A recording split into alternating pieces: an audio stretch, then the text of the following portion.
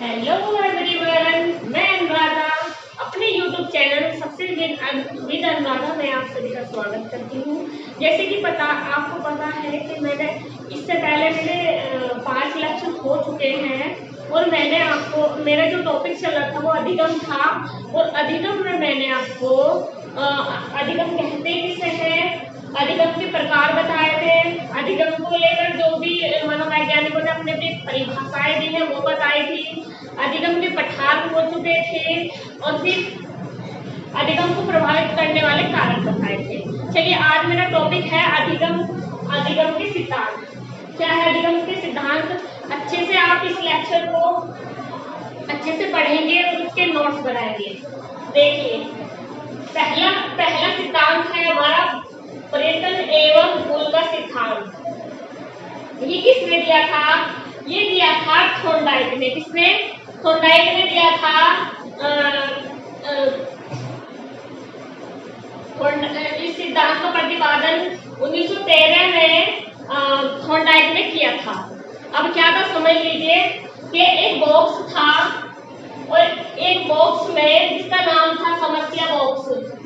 ठीक है, जिसका नाम था समस्या बॉक्स पिंजरा।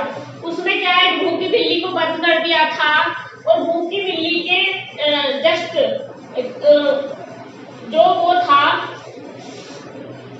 पिंजरा था उसके बिल्कुल जस्ट बाहर मांस की एक तस्करी रख दी थी। और जैसे ही बिल्ली को उस मांस की सुगंध आने लगी तो बिल्ली झटपटाने लगी भाई बहुत ज्यादा कि भाई बस कैसे न कैसे इससे बाहर निकल जाऊं और बस जो मांस का वो है मछली का जो मांस का टुकड़ा है वो बस मुझे मिल जाए खाने को। तो वो क्या करती है, वो जो बहुत ज्यादा झटपटाती है, इसे काटने की कोशिश करती है, बहुत उछल कूद करती है। ऐसे ही कई बार 100 बार वह कोशिश करती है। फिर उसके बाद उसकी त्रुटियों में कमी आने लगती है। जैसे जैसे स्टेप बाय स्टेप वो प्रयास करती है इससे निकलने का, तो क्या उसकी कमियों में गिरावट आने लगती है। उसकी बिल्कुल कमी कम होती चली जाती है, उसकी त्रुटियां कम करने लगती है वो। और जैसे ही उसका एक लीवर या सिक्कली पर पैर पड़ता है तो वो तुरंत बाहर आकर मांस के टुकड़े को खा लेती है ना। तो ये क्या है, तो जैसे ही बार बार ऐसे ही कई बार किया गया तो उसकी जो त्रुटियों में कमी आने लगी। और फिर जैसे ही ये चीज बार बार घुमाते गए तो बस उसको समझ आ गया कि इस लीवर पे पैर ये दबाने से मैं बाहर आ जाऊंगी। ठीक है, तो ये कमी उसकी कम होती चली गई। चलिए, इस सिद्धांत को E.L. थॉर्नडाइक ने 1898 में दिया था। एक बिल्ली पे प्रयोग किया था। ठीक है, तो इस सिद्धांत का प्रतिपादन कब हुआ था? 1913 में हुआ था। इसका दूसरा, इसके बहुत सारे नाम थे। इसको कहा जाता उद्दीपक अनुक्रिया का सिद्धांत, है ना। अब उद्दीपक क्यों कहा गया था? उद्दीपक कहा जाता है जिसके द्वारा अनुक्रिया करने मतलब अनुक्रिया की जाए। उसको देख के एकदम जैसे मतलब क्रिया करने को मन करे, जैसे उद्दीपक कहते हैं मृत मछली का टुकड़ा जैसे ही बाहर रखा, वो किसके लिए झटपटा रही थी? वही मांस के टुकड़े के लिए तो झटपटा रही थी, मृत मछली के लिए तो झटपटा रही थी। तो इसको क्या कहा गया? उद्दीपक, यानी S। ठीक है, अनुक्रिया, उसको देख के बिल्ली ने क्या किया? अनुक्रिया। और ये क्या है? R, यानी कि थॉर्नडाइक ने SR थ्योरी दी थी। इसको बोलते हैं SR थ्योरी। ठीक है, इसको बोलते हैं संयोजनवाद का सिद्धांत, प्रयास में त्रुटि का सिद्धांत, संबंधवाद का सिद्धांत। अच्छा, ये थॉर्नडाइक थे कौन? थॉर्नडाइक थे अमेरिका के पशु वैज्ञानिक। ठीक है, ये कहाँ के थे? ये थे अमेरिका के पशु वैज्ञानिक थे। आपको समझ में आया कि ये जो सिद्धांत है इसका प्रयोग सबसे पहले किस पे किया गया था? भूखी बिल्ली पे किया गया था। 1898 में किया गया था। इसके द्वारा E.L. थॉर्नडाइक के द्वारा। थॉर्नडाइक कहाँ के वैज्ञानिक थे? अमेरिका के वैज्ञानिक थे। पशु वैज्ञानिक थे। इस सिद्धांत का प्रतिपादन कब 1913 में हुआ। इस सिद्धांत को उद्दीपक अनुक्रिया का सिद्धांत भी कहा जाता है, संयोजनवाद का सिद्धांत कहा जाता है, प्रयास व त्रुटि का सिद्धांत कहा जाता है, सम्मतवाद का सिद्धांत कहा जाता है, और इन्होंने दी थी एसार थ्योरी। ठीक है, तो चलिए ये प्रयोग कैसे हुआ था मैंने आपको बता चुकी हूँ कि भूखी बिल्ली को पिंजरे में बंद कर दिया था, उसके बाहर एक तस्करी रखी थी मांस की। अब वो जैसे बिल्ली झटपटाने लगी, बाहर निकलने की कोशिश करी उसने कई बार, तो जैसे जैसे उसने बार बार ये प्रयास किया उसकी त्रुटियों में कमी आने लगी, त्रुटियों में कमी आने लगी। तो जैसे उसका पैर सिरकनी पे पड़ा तो वह पिंजरा खुल गया, और खुलने से वो बाहर आ गया। तो बार बार उसको समझ में आया कि जैसे ही मेरा पैर किसी चीज पे रखा जाएगा, सिरकनी पे रखा जाएगा, वो पिंजरा खुल जाएगा। तो यही क्या कहलाता है, यही कहलाता है प्रत्यय एवं मूल का सिद्धांत। तो चलिए आप इसे नोट कर लीजिए अच्छे से। चलिए आगे चलते हैं। इस सिद्धांत की विशेषताएं, प्रत्यय एवं मूल का सिद्धांत की विशेषताएं। तो इसमें क्या क्या विशेष है, इसमें प्रेरक की उपस्थिति जो सीखने के प्रति रुचि को निरंतर यानी लगातार बनाए रखता है। प्रेरक की उपस्थिति को जो सीखने के प्रति रुचि को लगातार बनाए रखता है, ये जो सिद्धांत है। भूल या गलत क्रियाओं को न करना बल्कि धीरे धीरे उसे समाप्त करना, यानी कि हमारी जो गलती, हम बार बार किसी चीज को दोहराते हैं तो हमारी जो त्रुटि है उसमें कमी आती चली जाती है। वही कह रहा है कि भूल या गलत क्रियाओं को न करना बल्कि उसको धीरे धीरे समाप्त करना इस सिद्धांत की विशेषता है। लक्ष्य प्राप्ति प्रतिक्रियाओं एवं सहायक प्रतिक्रिया में क्रमिक संयोजन स्थापित करता है ये सिद्धांत। ठीक है, इसके द्वारा लक्ष्य प्राप्ति प्रतिक्रिया एवं सहायक प्रतिक्रिया में क्रमिक संयोजन सम्मत स्थापित करता है। अब अनुबंधन कहते किसे हैं, ये देख लो। अनुबंधन कहते हैं अनुक्रिया के द्वारा उद्दीपक को प्राप्त करने की क्रिया को। अनुक्रिया कौन थी इसमें, बिल्ली थी ना भाई, और उद्दीपक क्या था, उद्दीपक था मृत मछली।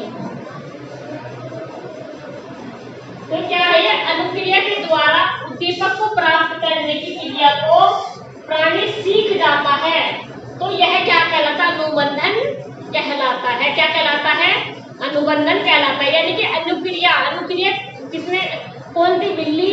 अनुक्रिया के द्वारा उद्दीपक कौन सा, मृत मछली को प्राप्त करना प्राणी सीख जाता है, उसे क्या कहते हैं, अनुबंधन कहते हैं। तो चलिए नोट कर लीजिए आप अच्छे से। चलिए आगे चलते हैं। इस सिद्धांत का महत्व, इस सिद्धांत का क्या महत्व है, छात्र प्रोत्साहन। ये जो सिद्धांत है छात्र को प्रोत्साहन करने में लाभकारी होता है, जिससे बच्चे को प्रेरणा, लक्ष्य, उद्देश्य का होना आवश्यक है। इसमें बच्चे का उद्देश्य होना चाहिए, प्रेरणा मिलनी चाहिए और लक्ष्य होना चाहिए। स्वयं कार्य यानी खुद से कार्य की प्रवृत्ति का विकास, यानी कि बच्चे को खुद से स्वयं करके सीखना और अपनी समस्या का खुद ही समाधान करना, उसमें ये महत्व देता है।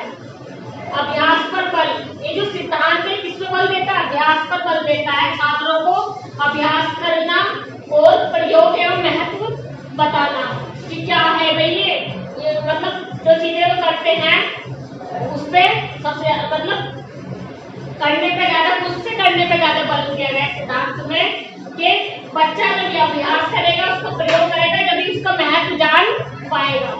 चिंतन शक्ति का विकास, तर्क शक्ति का विकास, ज्ञान के रास्तों को प्राप्त करना इस सिद्धांत का उद्देश्य है।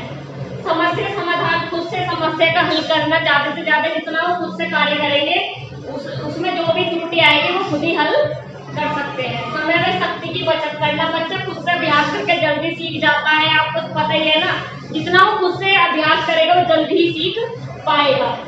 सभी वर्गों के लिए, कोई बच्चा शारीरिक या मानसिक दोष से ग्रस्त हो या फिर मंदबुद्धि हो या फिर प्रतिभाशाली हो, सभी तरह के बच्चों के लिए ये सिद्धांत उपयोगी है। तो चलिए नोट कर लीजिए एक बार।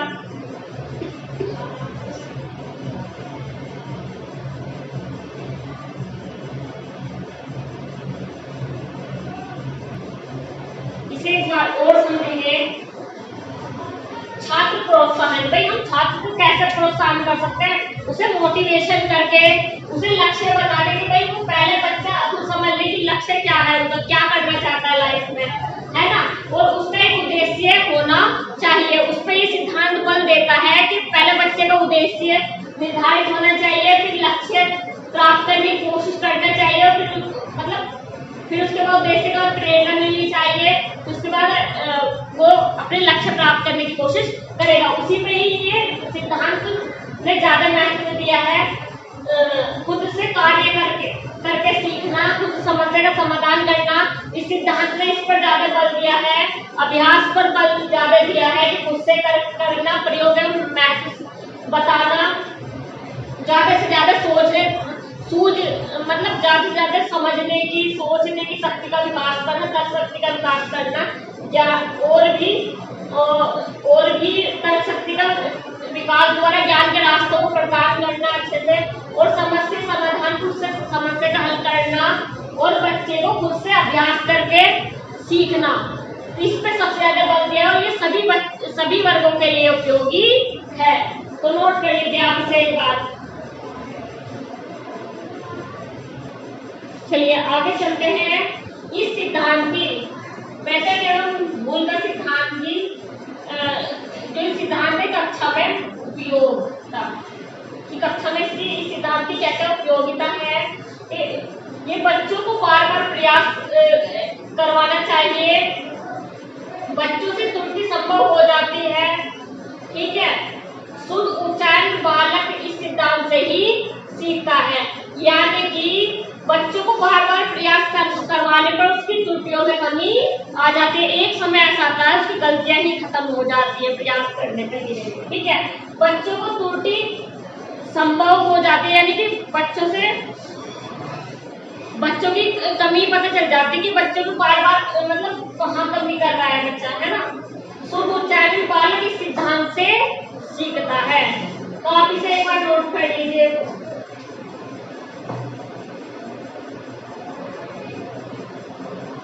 चलिए आगे चलते हैं। थॉर्नडाइक ने 2 नियम दिए थे, कौन कौन से नियम थे? मुख्य नियम एवं गौण नियम। गौण नियम कौन से थे?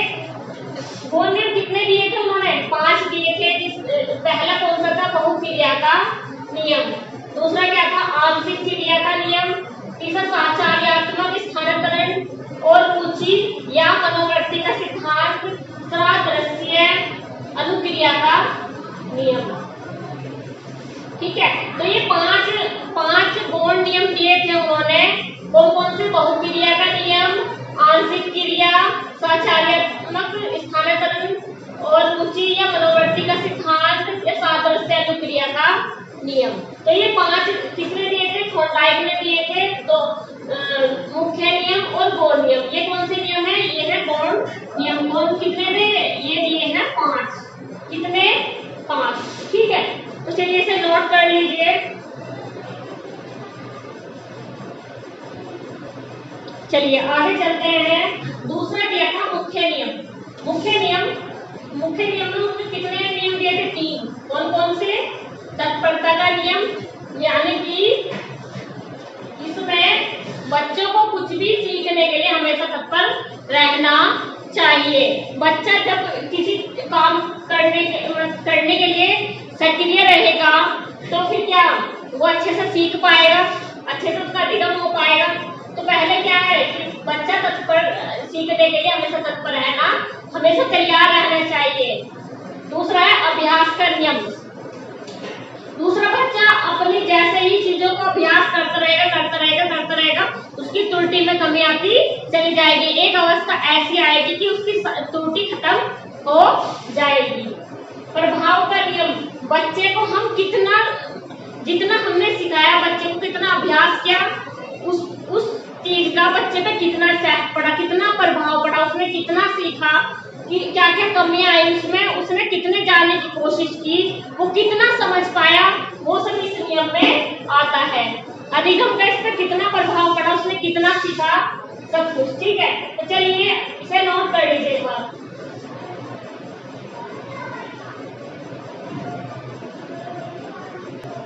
चलिए आगे चलते हैं। थॉर्नडाइक के सिद्धांत। थॉर्नडाइक ने कौन कौन से सिद्धांत दिए? इंपॉर्टेंट ठीक है, पूछ लेगा कि ये जो सिद्धांत है किसने दिया, इनमें से कोई भी सिद्धांत दे देगा और 3 अदर दे देगा, पूछ लेगा कि ये सिद्धांत किसने दिया। तो चलिए कौन-कौन सिद्धांत के संबंधवाद का सिद्धांत, प्रयत्न एवं भूल का सिद्धांत, प्रयास व त्रुटि का सिद्धांत, उद्दीपक अनुक्रिया का सिद्धांत और लास्ट में है संयोजनवाद। संयोजनवाद का सिद्धांत या संयोजनवादी का सिद्धांत, ठीक है। तो चलिए इसे नोट कर लीजिए।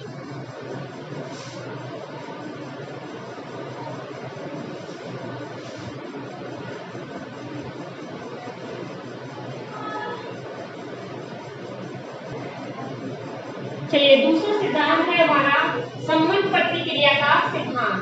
तो इसको बोलते हैं उद्दीपक क्रिया का सिद्धांत। इसका प्रतिपादन किसने किया था? I.P. पावलोव ने 1904 में। इस सिद्धांत का प्रतिपादन किसने किया था? I.P. पावलोव ने 1904 में। ये किस पे प्रयोग किया गया था सिद्धांत का? भूखे कुत्ते पर। ये I.P. पावलोव कहाँ के वैज्ञानिक थे? रूसी शरीर शास्त्री थे, है ना। तो इन्होंने क्या करा था? पहले कुत्ता लिया, फिर कुत्ते को एक नली से बांध दिया, कुत्ते को मतलब बांध दिया, फिर उसमें उसके गले में एक नली लगा दी और उसके सामने एक बाउल रख दिया और एक साइड में घंटी रख दी कि उस बाउल में खाना रख दिया। अब क्या करा कि जैसे ही बार बार जैसे ही कुत्ते को खाना देते हैं, एकदम से खाना जैसे ही घंटी बजती है वो तुरंत खाना दिखाते हैं, तो एकदम से क्या होता है? कुत्ता जो एकदम लार टपकाता है वो उस बर्तन में गिर जाती है। अब उन्होंने क्या करा कि उस खाना ना दिखाकर सीधे क्या करा? बस घंटी ही दबाई उन्होंने और फिर उसने दोबारा से लार टपका दी। इससे क्या हुआ? उन्होंने देखा कि ये जो लार टपकाना है ये स्वाभाविक है उसका, है ना। तो चलिए बर्नार्ड ने क्या कहा था? संबंध प्रतिक्रिया उद्दीपक की पुनरावृत्ति द्वारा व्यवहार का स्वचालन है। इसमें उद्दीपक पहले किसी प्रतिक्रिया के साथ होती है किंतु अंत में वह स्वयं ही उद्दीपक बन जाती है। तो चलिए नोट कर लीजिए।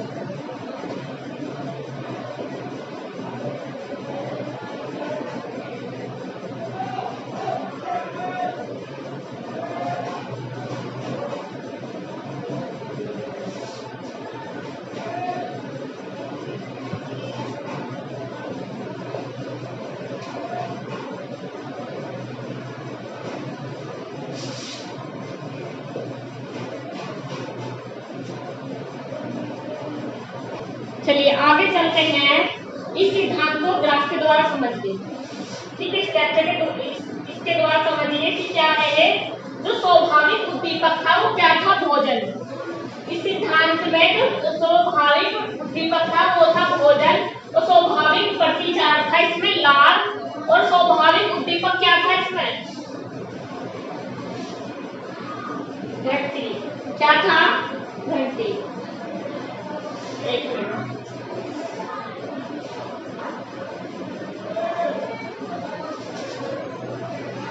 सॉरी, स्वाभाविक उद्दीपक क्या था इसमें? भोजन, और स्वाभाविक प्रतिचार क्या था इसमें? लार, और अस्वाभाविक उद्दीपक क्या था इसमें? घंटी। उन्होंने क्या करा? पहले उन्होंने खाना दिखाकर उसे तब देखा कि खाना दिखाया और पहले घंटी बजाई, फिर खाना दिखाया, फिर कुत्ते को लगा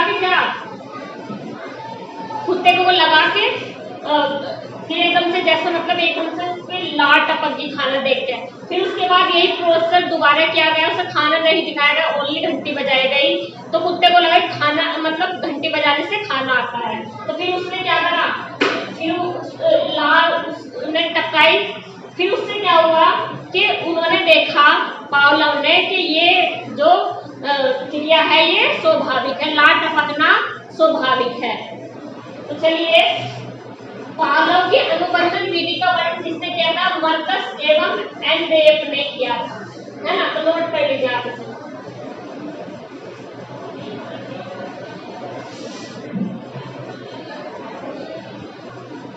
चलिए आगे चलते हैं। देखिए सिद्धांत को प्रभावित करने वाले कारक, पुनर्बलन का सिद्धांत।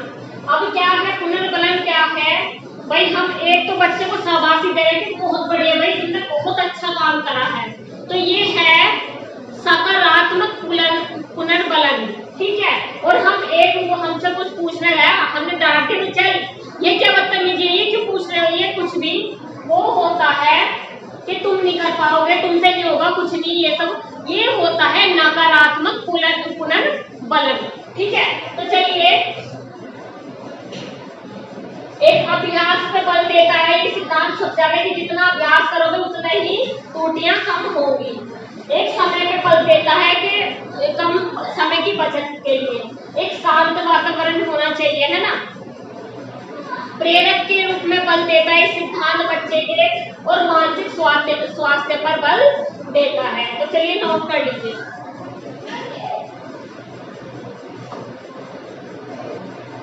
देखो सिद्धांत का अधिगम में महत्व, ये जो सिद्धांत का सिद्धांत इसमें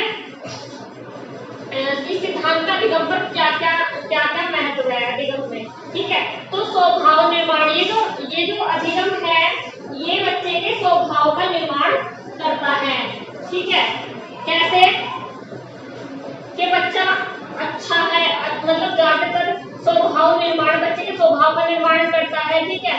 मनोवृत्ति का सिद्धांत बच्चे के भाव विचारों और उद्देश्यों पर बल देता है, ये सिद्धांत स्वभाव निर्माण पर बल देता है, बच्चे के सीखने में वृद्धि पर बल देता है और असामान्यता का उपचार, यानी कि बच्चे की मानसिक एवं संवेगात्मक अस्थिरता का उपचार करना इस सिद्धांत का उद्देश्य है। अध्यापक की भूमिका ज्यादा कठोर नहीं होनी चाहिए, दंड पुरस्कार प्रशंसा निंदा का उचित प्रयोग करें, यानी कि दंड ज्यादा बहुत अधिक